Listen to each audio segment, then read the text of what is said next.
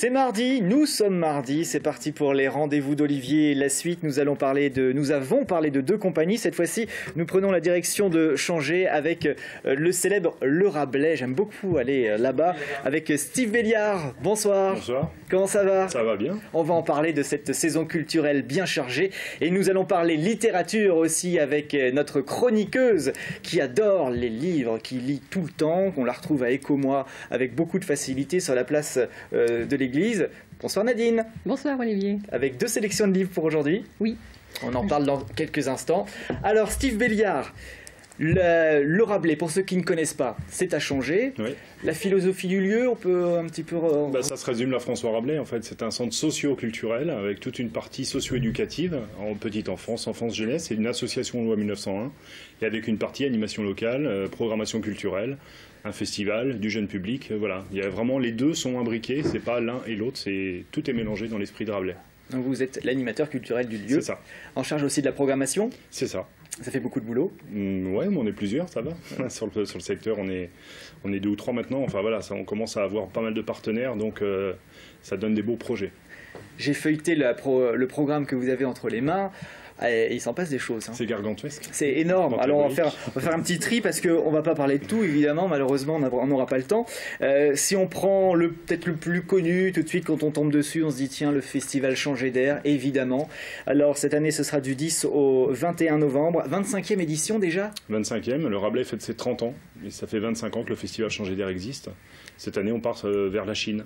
Voilà, chaque année, on change de thème, on change de thématique, on change de partenaire, on change de lieu, on change de programmation, évidemment, mais on garde l'esprit, c'est-à-dire faire la fête autour d'une thématique. Et déjà, dès les écoles maternelles, les écoles primaires sont déjà en train de travailler sur la Chine. Donc on va partir en Chine, des artistes chinois vont venir, il va se passer quoi? Programmation, des concerts, des spectacles, jeune public aussi. On a aussi également des propositions de partenariat avec le CPFI, notamment avec les cinéastes, avec le Royal, puisqu'on a aussi du cinéma. On a plein de choses pour faire la fête autour de la Chine, des choses qu'on n'attendait pas forcément. 11 jours, finalement, c'est long, mais ça passe vite. Ça passe très vite, puisqu'on démarre en janvier sur le choix du thème. C'est une commission d'habitants, d'associations, de bénévoles qui choisissent le thème. Et on part direction la Chine pendant presque une année, puisqu'il y a une réunion par mois à peu près. La dernière réunion, on a finalisé la programmation et on a goûté le repas qu'on mangera au festival. Voilà, donc c'est vraiment un esprit convivial, il y a une 40aine de personnes, et puis c'est des bons moments de plaisir, d'éclat de rire aussi, et puis pour aboutir à un festival.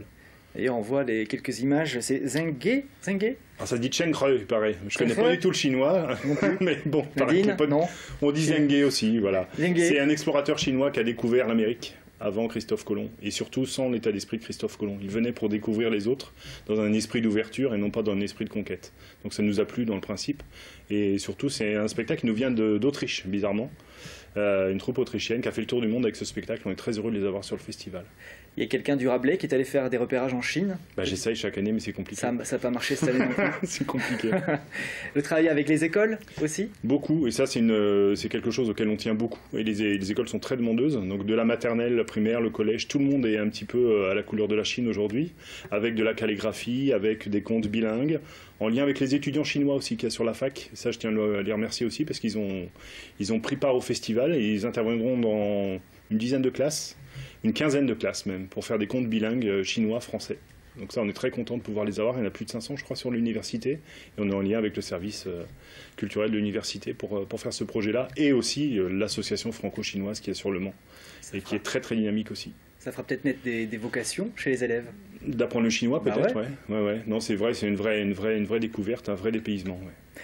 Alors le Rabelais fait partie aussi de la scène départementale jeune public, parce qu'on parlait des enfants à l'instant, avec un festival qui va arriver aussi, qui s'appelle Au Pays du Môme. Le festival jeune public du Pays du Mans. Donc là, c'est pour les enfants à partir de 6 mois, je crois, jusqu'à 10-12 ans. C'est ça, c'est vraiment un festival. Donc on est 13 partenaires autour de ce festival. C'est porté par le Pays du Mans, d'où le nom Au Pays du Môme. Mais c'est vraiment les 13 partenaires qui se mettent autour d'une table là encore pour programmer des spectacles jeunes publics, dès 3 mois même, dès 3 mois. Ça va du théâtre d'objets à la danse, au théâtre, au ciné-concert parfois. Il y a vraiment tout un mélange. Une journée professionnelle, j'en parlais tout à l'heure en coulisses. Cette année, ça va être sur littérature jeunesse et spectacle vivant. et expliquer pourquoi et comment les compagnies adaptent un livre jeunesse en spectacle vivant. Et c'est vrai qu'on fait partie aussi d'un réseau, le réseau départemental jeune public, avec, on est 13 scènes départementales jeune public. C'est un petit peu les mêmes qu'on retrouve dans le Pays du Mans, mais pas que. Et voilà, on travaille aussi toute l'année, puisque le jeune public, ça fait aussi une partie très importante de notre programmation, puisqu'on y tient beaucoup, puisque les familles qu'on accueille dans les autres secteurs, on peut les retrouver sur les spectacles jeunes publics. Donc ce festival au Pays du Môme, ce sera du 18 mars au 15 avril, donc au Rabelais, mais pas que, évidemment, sur les autres scènes. Sur tout le Pays du Mans, en fait, ça va de Ballon jusqu'à Écomois. Voilà, on essaye d'avoir le plus de partenaires possible pour offrir des spectacles jeunes publics en itinérance, c'est-à-dire que les artistes restent 5 ou 6 jours et ils tournent comme ça sur l'ensemble du pays. Et le public peut les suivre aussi. Ah oui, bah oui, c'est ça qui est pratique. Voilà, c'est l'idée un peu. Voilà. Alors ça, c'est pour le jeune public. On va parler théâtre aussi avec les frères Brothers qui vont arriver. Ce sera le vendredi 25 mars. De quoi s'agit-il? Alors les frères Brothers, c'est de l'humour vocal surtout. C'est-à-dire que c'est des gens qu'on connaît depuis des années et qu'on souhaitait faire venir. On en a profité cette année. Alors c'est vraiment de l'humour, hein. C'est vraiment de l'humour vocal. Les textes sont très drôles. Vocalement, ils sont très très bons. C'est vraiment histoire de vraiment se marrer. C'est l'année des 30 ans. On s'est dit on va marquer un coup, histoire de. C'est très rabelaisien comme humour. Voilà. Pour tout dévoiler. Regardons un extrait de l'humour rabelaisien. Tu cherches les paroles d'une chanson de Jacques Brel. Comment ne pas sentir trop fort sous les aisselles? Car ça c'est ton problème, mais tu n'es pas tout seul. G-O-O-G-L-E.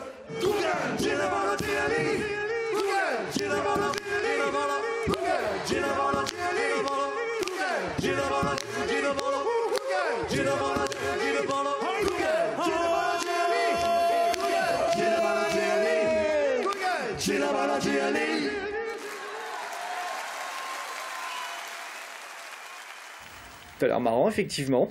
T'as l'air pas mal du tout. Alors ça, ce sera donc le 25 mars. Ce sera un vendredi, les frères Brothers. Avec un autre spectacle à ne pas rater, cette fois-ci tiré d'une BD. D'ailleurs, dommage que Julien soit pas encore là, parce qu'on va parler BD. Avec le singe, et là je le connais pas, le singe de l'Hartlepool. Ouais, c'est une petite île au large de l'Angleterre et un galion français s'était échoué en 1812 et les Anglais voient le bateau échoué et ils retrouvent un petit personnage habillé en marin, encore en marin, et donc ils décident que c'est forcément un Français puisque à la base c'est un singe, mais comme ils n'ont jamais vu ni de singe ni de Français, ils comprennent pas ce qu'il dit, ils voient qu'il est très moche et comme ils n'aiment pas les Français, forcément c'est un Français. Donc tout le village va capturer ce singe, il y aura un procès, enfin je vais pas raconter la fin, mais ce qui est bien dans cette BD, qui a fait un beau parcours, puisqu'elle a eu beaucoup de prix un peu partout, c'est qu'elle démonte mieux que tous les discours le racisme, la crétinerie des gens, la peur de l'autre, la haine de l'autre, de l'étranger en fait. Et ce qu'on a trouvé intéressant dans ce projet, c'est ça. Et il y a la compagnie La Chrysalide, qui est en résidence chez nous depuis de nombreuses années, qui avait envie depuis longtemps de monter une pièce, et ça leur a parlé, le thème leur a parlé, l'humour aussi de la BD leur a parlé, donc ils sont partis sur cette création, on a dit on y va. Donc on a contacté évidemment le magasin Bulle, spécialiste de la BD sur le Mans, qui est parti dans le projet, les dessinatures sont ok, le scénariste est ok, et on va faire aussi une conférence, on va faire toute la fête avec eux, des dédicaces, etc., pour faire de ce moment un moment qui va durer 3 jours en fait. 3 jours, 3 spectacles ou plus... Le même spectacle pendant 3 jours, mais il y aura des dédicaces avec les auteurs, il y aura les chants de marins, la bière de marins, il y aura vraiment l'ambiance des marins, et on sera là pour faire la fête, mais aussi pour réfléchir, puisqu'il y a Pierre Cernard qui a écrit un petit livret historique sur les bases du racisme, qui sera là aussi pour expliquer, dans le cadre des semaines d'éducation, contre le racisme et contre les discriminations. Je pense qu'aujourd'hui, on a besoin de rappeler un peu ces choses-là. C'est clair. Par le spectacle, c'est un moyen aussi de parler de tout ça. Donc pour aller boire la bière, ce sera du 11 au 13 mars. Pas que.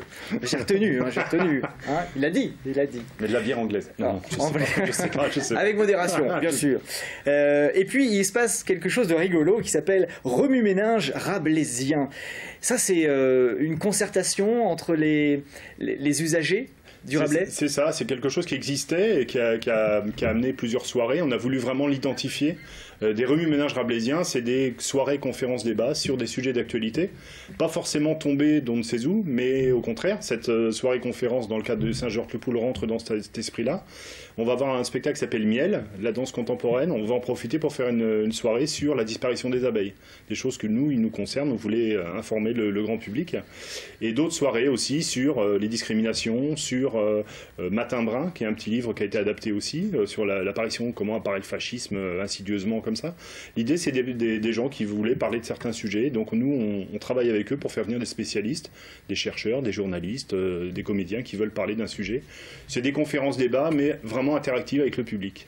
Et donc il y en a une dizaine, je crois, dans la saison. Et celle-ci dont vous parliez, l'inquiétante disparition des abeilles, ce sera le mardi 26 janvier, avec toute la programmation du Rabelais qui est disponible sur Internet, www.lerabelais.org. Merci infiniment, restez avec nous. On va retrouver Nadine tout de suite.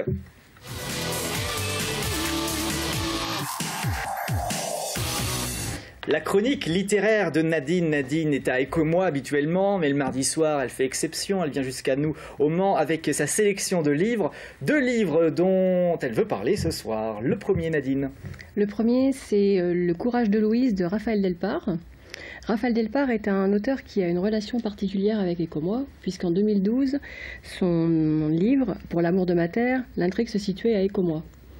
Donc, il y a une belle histoire d'amour entre Raphaël et Écomois. Et là, pour Le courage de Louise, l'intrigue se situe à Parigny-l'Évêque, qui est une commune chère à son cœur, puisqu'il a vécu une partie de sa jeunesse là-bas. Donc l'intrigue se situe en 1914, la mobilisation vient de sonner, les hommes partent à la guerre, et nous sommes fin août, la moisson n'est pas faite ou pas terminée. Donc qui va faire la moisson? Ce sont les femmes. Elles vont s'organiser, une grande solidarité va animer toute la commune, et à force d'entraide, la moisson va se faire. Les hommes, quand ils rentrent lors d'une première permission, finissent les travaux avec les femmes et donnent quelques conseils et repartent.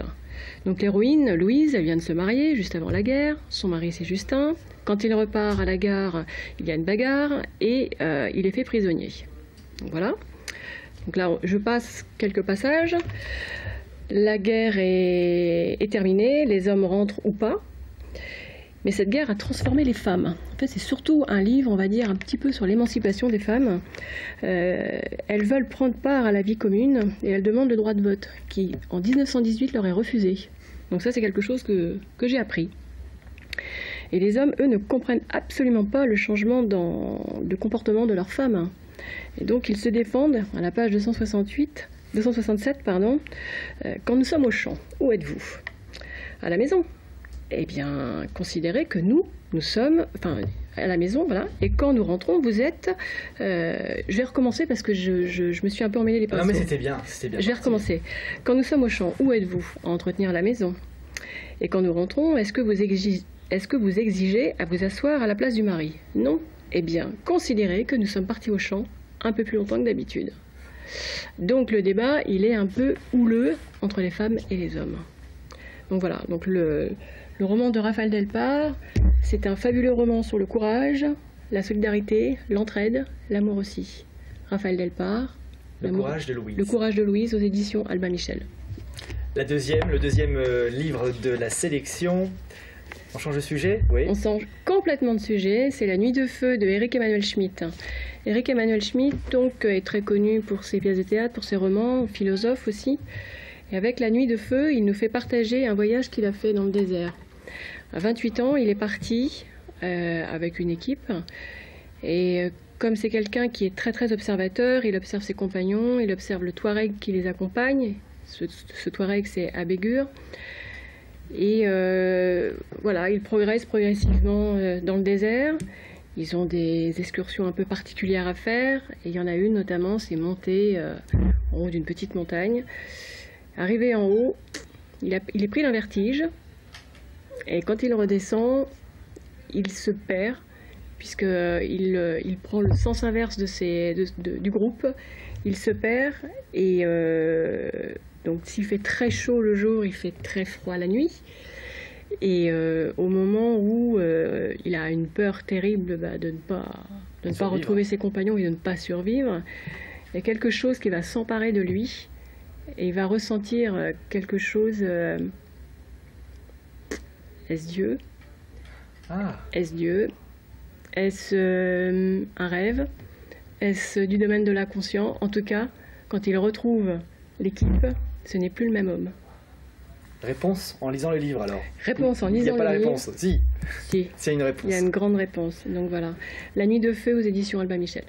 Eh ben voilà, 2 sélections à retrouver un peu partout, et puis vous allez pouvoir faire un petit coucou à Nadine, à Eco-moi, avec grand plaisir. Merci beaucoup Nadine. Je t'en prie, merci. À très bientôt. Direction Le Rabelais, le site internet www.lerabelais.org pour tout savoir de la programmation bien chargée de Steve. Merci infiniment. Merci. À très bientôt. On se retrouve tout de suite. Ne bougez pas. Nous allons parler d'une pièce de théâtre qui s'appelle On purge bébé, et avec nous nos chroniqueurs de choc, Matt et Julien.